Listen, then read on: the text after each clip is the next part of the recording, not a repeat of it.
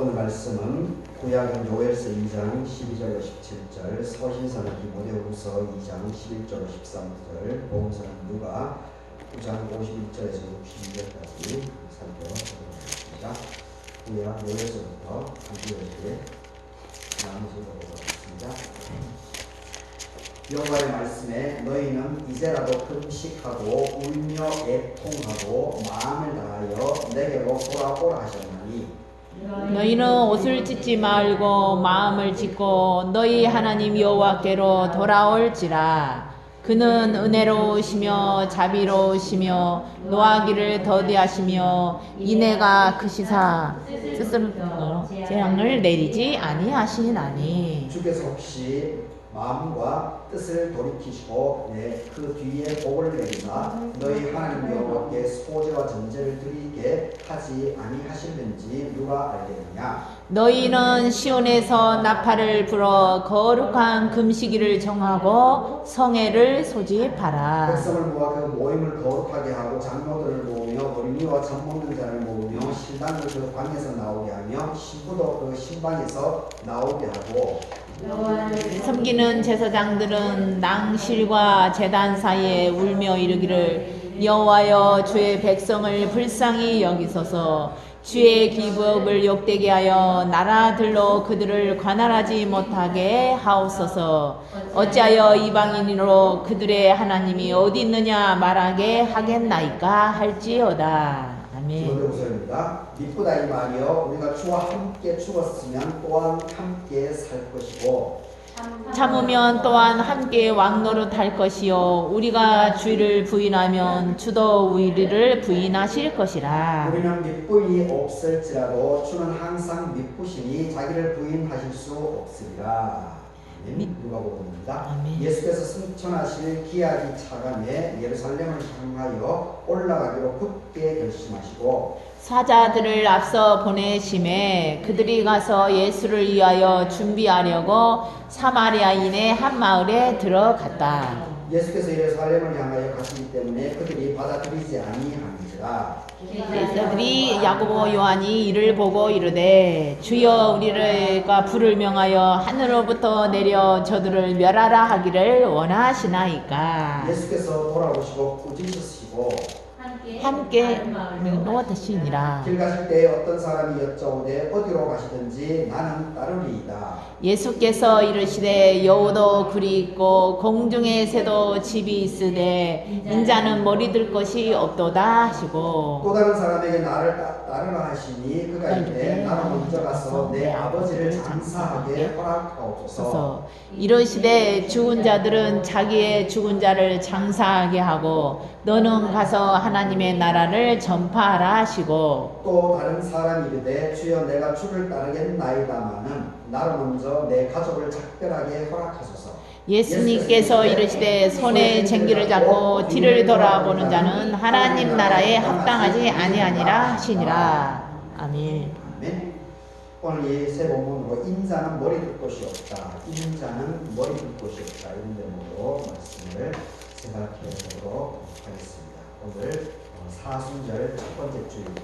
그리고 절기로는 입춘 마지막 14일째 되는 날입니다. 오늘 예배 참석하신 여러분들에게 하나님의 은혜가 함께하기를 바라겠습니다. 아멘.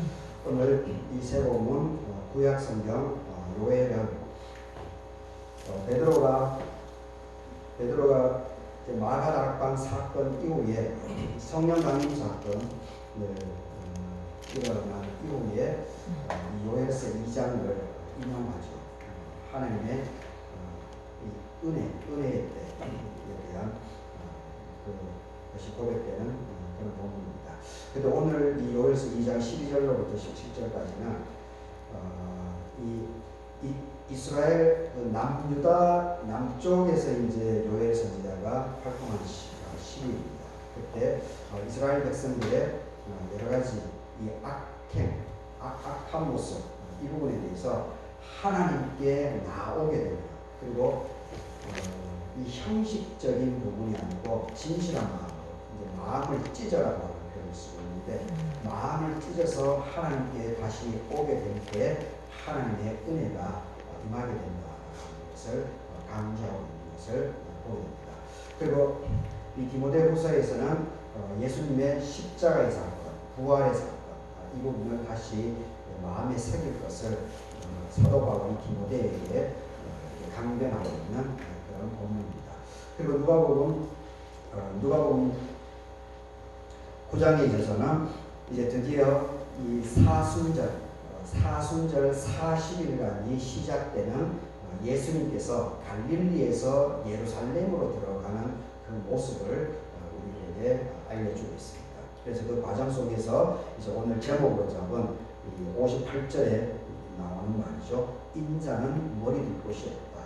그러니까 예수 그리스도의 그 행복, 이 갈릴리를 뒤로 하고 사마리아를 의도적으로 거쳐서 예루살렘으로 행하는, 그리고 결과적으로 이제 십자가의 죽음의 길로 결국은 나아가게 되는데, 이것을 사람들이 이해하는 사람이 없다. 예수님의 그 마음을 수석제자였던 베드로조차도 예수님의 이 재판, 십자가에 달려가는 그날 새벽까지도 이 베드로는 예수님의 진정성을 알지 못했습니다. 그래서 예수님의 답답한 심정, 그것이 바로 인자는 머리 둘 곳이 없다, 이렇게 예수님께서 고백하고 있는 그 대목이 오늘 나와 있습니다. 먼저 오늘은 이 복음서부터 한번 살펴보도록 하겠습니다. 예수께서 승천하실 기한이, 시간이 차감해 예루살렘을 향하여 올라가기로 굳게 결심을 하셨다, 이렇게 얘기하고 있습니다. 누가는 의사죠. 의사. 당대 이제 그 로마인들, 로마 지도자들에게 이 예수 그리스도의 죽으심, 십자가에 돌아가신 부활 사건, 승천, 이 부분을 로마에 있는 사람들에게 그것을 요약해서 간략하게 알려주기 위해서 누가 의사가 복음서를 기록했습니다. 그래서 이 예수님의 이제 마지막 이 40일, 이 사순절이라고 하는 것이 사고, 그리고 순이라고 하는 것은 우리가 지금 여러분들이 일상적으로 많이, 젊은 세대들이 이제 그런 단어를 쓰지 않는데, 여러분들은 그 순이라고 하는 것을 일상적으로 많이 쓰고 있죠. 초순, 중순, 이런 이 순, 10이라는 뜻이죠. 10, 이 순. 그래서 이 사순절이라고 하는 것이 40일을 얘기를 합니다.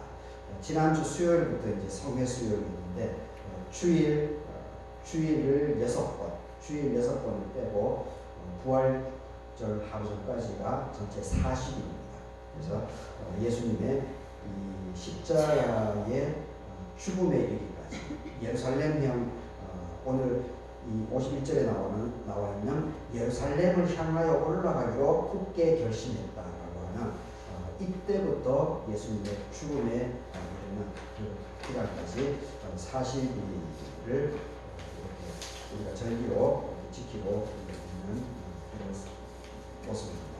하여튼 승천하실 때가 차가고 있었기 때문에 예루살렘을 향하여 올라가기를 의도적으로, 그리고 굳게 의지적으로 결심을 하고 예루살렘으로 올라갔다, 이렇게 얘기를 하고 있습니다.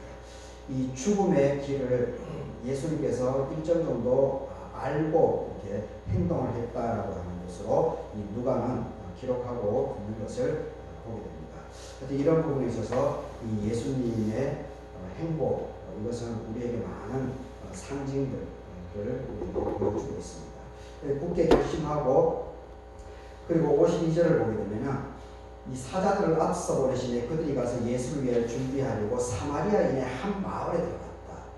이 보통 이 당대의 그 예루살렘, 남쪽 그 이스라엘의 그 지도 지형을 보게 되면 제일 위에 예수님께서 주로 활동했던 그 갈릴리 호수가 있는 그 갈릴리 지역이 있습니다. 갈릴리 지역이 있고, 그리고 북쪽 이스라엘이 있습니다. 이스라엘의 수도가 이 사마리아입니다. 그리고 그 밑에 남유다가 있죠. 남유다의 수도가 예루살렘입니다. 그러니까 이 북쪽 이스라엘은 이 구약에 이제 오늘 요엘서가 나오는데 요엘이 활동할 시절은 남쪽 유다에서 요시야 왕 때. 그러니까 이 북이스라엘은 요시야 왕 때인데 예수님 태어나시기 840년 정도 이전입니다. 그리고 지금으로 얘기하면 2840년 이 정도, 2860년 이 정도가 2800년 전에 이 일이 오늘 구약의 요엘서의 그 시대적인 배경입니다. 근데 이 나중에 이제 그 이후에 100년 뒤에, 그러니까 예수님 태어나시기 722년 전, 700년 전에 북쪽에 있었던 아시리아라고 하는 제국이 득세해서 이 북이스라엘을 점령해 들어오죠. 그래서 그때 이제 아시리아가 혼혈 정책을 씁니다. 식민지 정책으로 피를 섞어버리는 그런 정책을 펴게 되죠. 그래서 이제 북이스라엘이 피가 섞이는 것을 통해 가지고 이제 남쪽 유다인들로부터 이제 배척을 받습니다. 무시를 당하게 되는 그런 상황을 우리는 알고 있죠.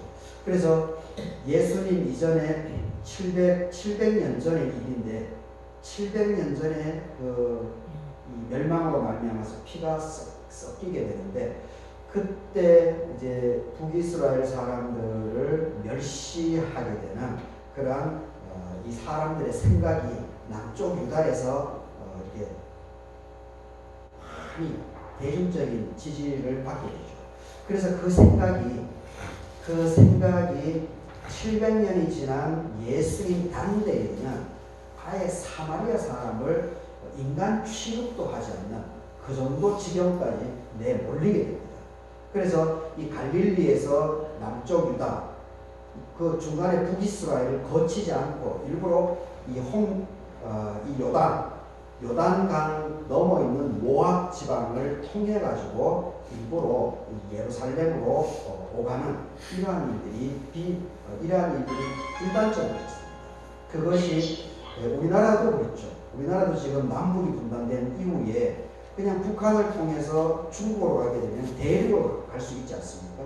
그리고 우리나라 해방 전에만 하더라도 일제 식민지 때만 하더라도 부산에 있는 기차를 타고 이 중국을 통해서 시베리아를 통해서 그리고 유럽까지도 이렇게 육지로 갈 수 있는 그런 상황이었지 않습니까?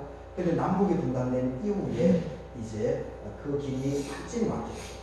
그리고 북한에 대해서 뭔가 객관적으로 얘기하려고 하게 되면 빨갱이라고 하는 그러한 이름을 붙여가지고 이 북한에 대한 연구를 하거나 북한과 이 평화적인 교류를 하는 것조차도 다 이렇게 다 막아내어버리지 않습니까? 특별히 이제 보수 정권이 들어설 때 이것이 국가보안법이라고 하는 것까지 작동을 시켜가지고 그 길을 완전히 차단시켜 나간 것을 보게 됩니다. 하여튼 이 사마리아인에 대한 이 부분을 얘기할 때 항상 이 남북 간의 관계 이 부분을 언급을 안 할 수가 없습니다. 하여튼 이 사마리아인이 이 정도까지 무시를 당하고 배척을 당했던 겁니다. 그런데 우리 예수님께서는 그러한 그 당대의 사마리아인들에 대해서 부정적으로 그리고 이 인간 취급을 하지 않는 그런 당대의 그 유대인들, 유대 사회의 이 생각, 사고방식 이 부분을 예수님께서는 그냥 받아들이지 않습니다. 정면으로 그것이 잘못되었다라고 하는 것을 예수님께서는 지적해 나가고 있습니다. 그래서 성경에 보게 되면 요한복음 4장에서도 사마리아 여인, 이 우물가의 여인을 만나게 되는 그 부분도 이 요한복음 4장에서 기록해 놓고 있지 않습니까? 그때도 대부분의 사람들은 다 이제 사마리아를 거치지 않고 요단 동편으로 해서 모압 지방으로 해서 갈릴리하고 예루살렘, 남유다를 왔다 갔다 했는데 예수님은 의도적으로 사마리아를 관통해서 매번 이렇게 가고 있는 것을 보게 됩니다. 요한복음 그래서 4장에 이 사마리아 우물가에 한 여인에게 이 복음을 증거하는 그 모습이 기록되어 있습니다. 그리고 누가복음 10장을 보게 되면은 선한 사마리아인에 대한 비유가 나오죠. 한 사람이 다쳤어. 한 사람이 강도를 만나서 쓰러져 있는데 제사장하고 레위인은 그냥 지나가죠. 그냥 지나갑니다. 제사장하고 레위인이라고 하는 건 뭡니까? 유대 전통을 하나님을 잘 믿는다고 얘기하는 그런 사람들이죠. 그런데 그 사람들, 그것을 상징하는 제사장하고 레위, 지금 얘기하는 목사죠. 그 사람들은 강도 만나서 쓰러져 있는 사람을 무시하고 그냥 지나가 버립니다. 그런데 사마리아인은 그 사람을 보도만 안아주죠. 그리고 여관으로 가가지고 내가 바쁘니까 이 사람을 치료해 달라고 부탁을 하죠. 그리고 그 비용은 내가 돌아올 때 그 비용을, 나머지 비용을 다 대줄 테니까 이렇게 꼭 이 사람을 잘 간호를 해 주십시오. 이렇게 부탁하는 그 장면, 선한 사마리아인의 이야기가 누가복음 10장에 있습니다. 그리고 누가복음 17장을 또 보게 되면 이 예수님께서 이 또 사마리아 지역을 관통하는 과정 속에서 사람들이 예수님의 소문을 듣고, 이제 북쪽 사람들이죠. 북쪽 사람들이 사마리아인들이 예수님의 소문을 듣고 특별히 문둥병자, 나병 환자들이죠. 나병 환자 10사람이 예수님께 옵니다. 자기 상처를, 자기 육신의 질고를 치유하기 위해서 소문을 듣고 예수님께 오죠. 그래서 예수님께서 너희들의 병이 나았으니까 제사장에게 가서 증거로 보여주라, 이렇게 얘기합니다. 근데 그 사람들이 그 말을 듣고 제사장에게로 가는 과정 속에서 자기 몸이 치유가 되었다라고 하는 것을 이 사람들이 알게 됩니다. 그리고 나서 제사장에게 가고 난 이후에 10명 중에 9명은 오지를 않았지만 단 한 사람의 사마리아인이 다시 예수님께 와가지고 너무 감사하다고, 나에게 이런 일이 일어나게 되어서 너무 감사하다고 고백하는 그 경험이 또 누가복음 17장에 나와 있습니다.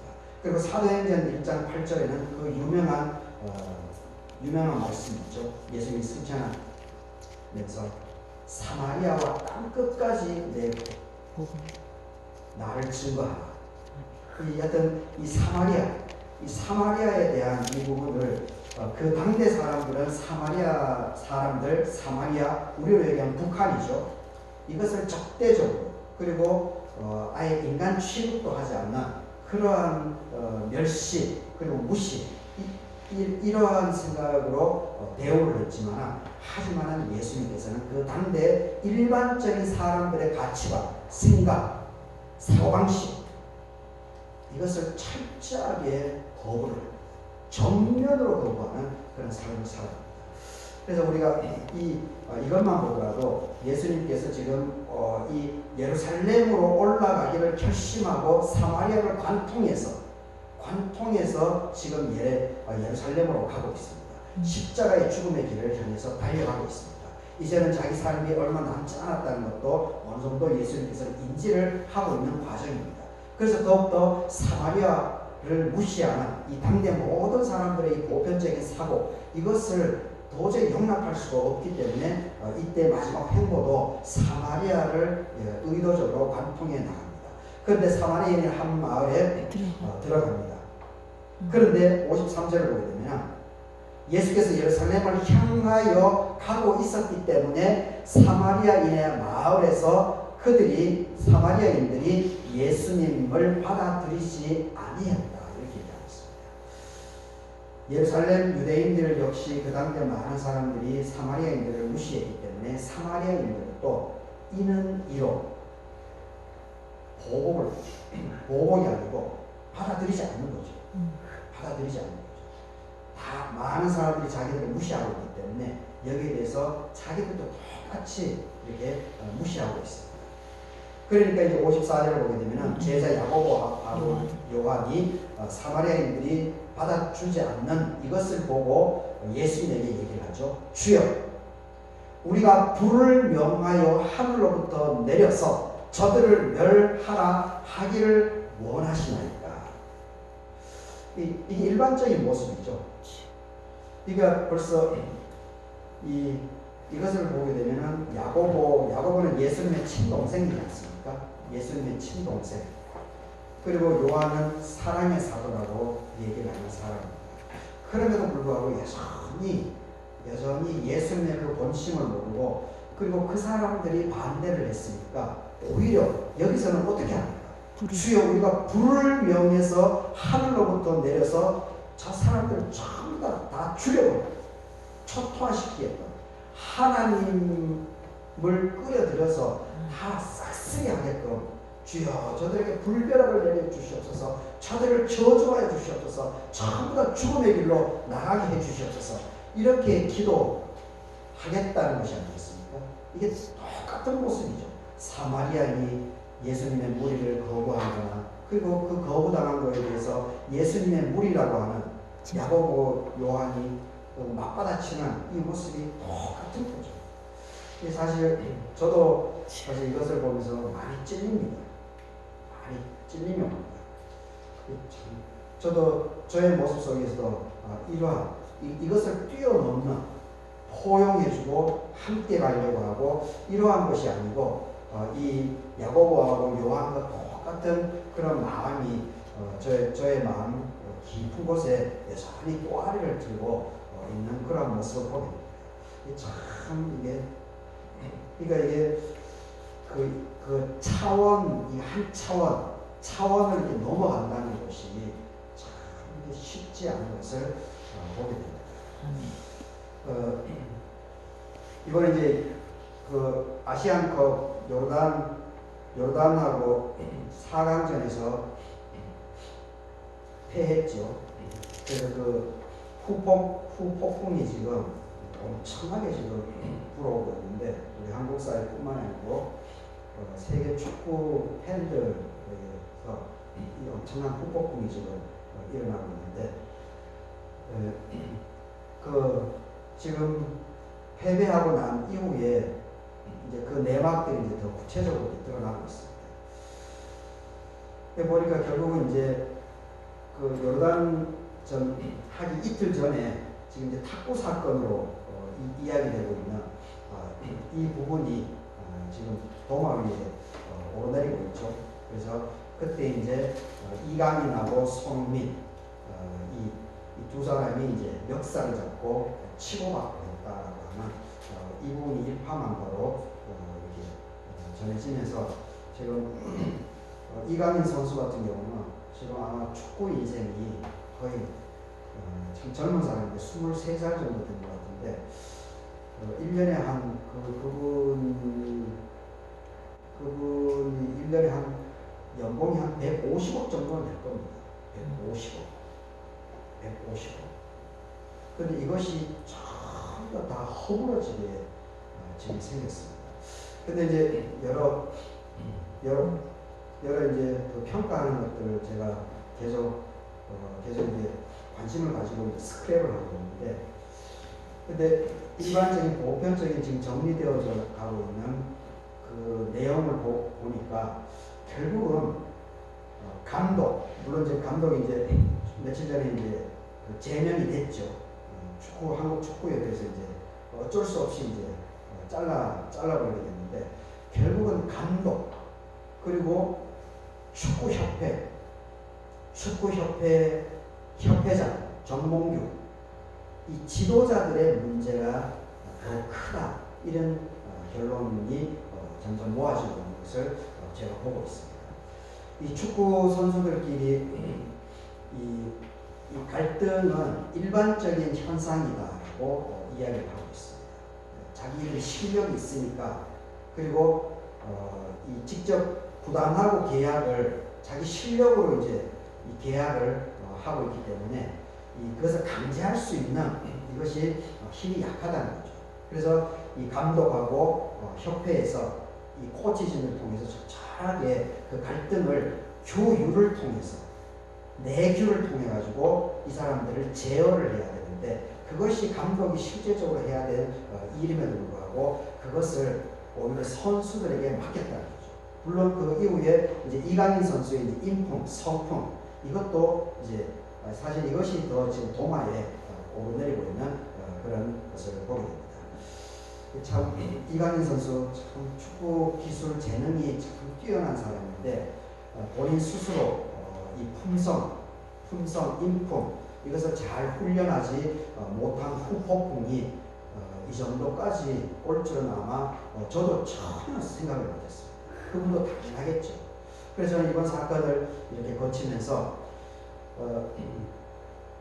제가 예비 수비생에 늘 얘기를 하는 것이 학교 점수도 중요하지만 그것보다 더 중요한 것은 자기 자신, 사람을 대하는 자기 품성, 인성 이것이 더 중요하다고 하는 것을 제가 누누이 예비 수비생에는 늘 얘기를 하고 있는데 근데 이번 사건을 거치면서 인성, 품성이라고 하는 것이 이번 사건을 통해서 완전히 며칠 사이에 돈으로 지금 환산되고 있지 않습니까?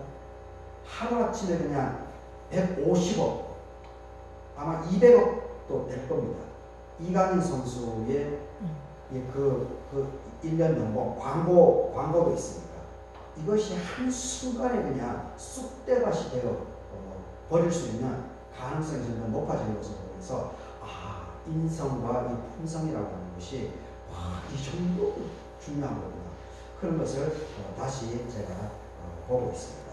그래서 지금 야고보하고 요한이 사마리아인들이 예수님의 행보를 거부했다라고 하는 그 모습에 똑같이가 아니고 오히려 더 심하게 이 사마리아인들을 저주하는 게 아니겠습니까? 그것도 하나님의 이름을 끌어와가지고 이 사마리아인들을 폭격을 하려고 하는 그런 모습이지 않습니까? 참, 이 얼마나 오만방자한 모습입니다. 예수님을 제자라고 하면서 그 제자에 걸맞게끔 이 생각, 삶의 변화가 있어야 되는데 오히려 더 악랄한 모습, 오히려 더 이 신앙의 겉포장 하나님까지 끌어당겨가지고 오히려 사마리아인들을 저주하려고 죽음으로 내몰게 하려고 하는 이러한 악행을 벌이려고 하는 이러한 모습을 보여주고 있습니다. 그런데 여기에 대해서 참 우리 예수님께서 대단하신 거죠. 55절에 보십시오. 예수님께서 돌아보시고 꾸짖으셨다. 아마 예수님께서 불같이 아마 화를 내셨을 것 같습니다. 야고보하고 요한에 대해서. 그 이외의 설명은 없습니다. 그리고 함께 다른 마을로 가셨다. 사마리아에 다른 지역으로 갔겠죠. 다른 지역 반대하니까 탈탈 털어버린 거죠. 근데 이 야고보와 요한이 제안했던 그 저주를 사마리아인을 그 당대의 사람들처럼 또다시 이렇게 무시하는 그러한 일은 예수님께서 철저하게 거부를 하고 있는 것을 보게 됩니다. 참 이게 손흥민 선수가 이제 보여준 모습이죠. 지금. 하여튼 이게 참 이 차원, 그러니까 예수님의 마음을 자기 것으로 받아들여서 살아가고 있는 우리 예수님의 참 이 성숙한 이라는 모습을 볼 수가 있습니다. 그래 이후에 이제 57절부터 길 가실 때에 이 이야기를 하고 있습니다. 그래서 이제 그 유명한 58절에서 여우도 굴이 있고 공중에 새도 집이 있지만은 인자는 머리 둘 곳이 없다. 이렇게 하고 있습니다. 야고보하고 요한, 자기 친동생 야고보, 자기의 수석 제자 베드로, 여기는 베드로 나와 있지 않지만 예수님의 마음을 이해하지 못하고 있다. 저 역시 목사지만 예수님의 마음을 머리로는 많이 이해를 하죠. 머리로는 알고 있습니다. 그런데 이 머리로 아는 거하고 실제 삶으로 살아가는 것은 다르죠. 사실은 실제 삶으로 온전히 예수님의 가르침, 예수님의 삶 이것을 이 온몸으로 살아나가는 것, 거기에 바로 이 그리스도인이 될 수 있는 자격이 부여되는 것이 아니겠습니까? 그 삶을 살아나가게 될 때 바로 이 부활, 승천, 그리고 성령의 역사가 계속해서 일어나는 것이 아니겠습니까? 하여튼 인자는 머리 둘 곳이 없다라고 예수님께서는 이 한탄을 하고 있습니다. 안타까워하고 있는 이러한 것을 고백하고 있는 것을 보게 됩니다.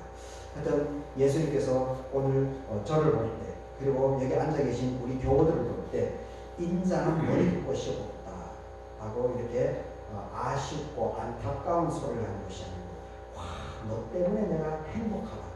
너 때문에, 강기원 너 때문에 내가 감사하다. 이런 예수님의 고백이 나올 수 있도록 우리가 이번 한 주를 살아갈 수 있다면 이것이 참으로 하나님께 축복이 되는 것이고 사람들에게 선한 영향력을 미치는 것이 아닌가, 저는 그런 생각을 해보게 됩니다. 하여튼 이 요엘서 2장에 보게 되면 여호와의 말씀에 너희는 이제라도 금식하고 울고 애통하고 마음을 다하여 내게로 돌아오라. 너희는 옷을 찢지 말고 마음을 찢고 너희의 하나님 여호와께로 돌아오라. 하나님께서는 은혜롭고 자비롭고 노하기를 더디하시고 인애가 사랑이 크시기 때문에 이 뜻을, 재앙을 주려고 하는 너희의 죄악 때문에, 우상숭배 때문에 너희를 심판하려고 하는 그 뜻을 돌이켜서 재앙을 내리지 아니하실 것이다. 이후에 이제 결국 제가 초반에 얘기했지만은 이것이 요엘 선지자가 840년대, 예수님이 오시기 전 840년 전에 활동을 하셨습니다. 그리고 이 요엘 선지자의 활동 이후에 100년 뒤 722년, 예수님이 오시기 722년 전에 아시리아가 북이스라엘을 멸망시켰습니다.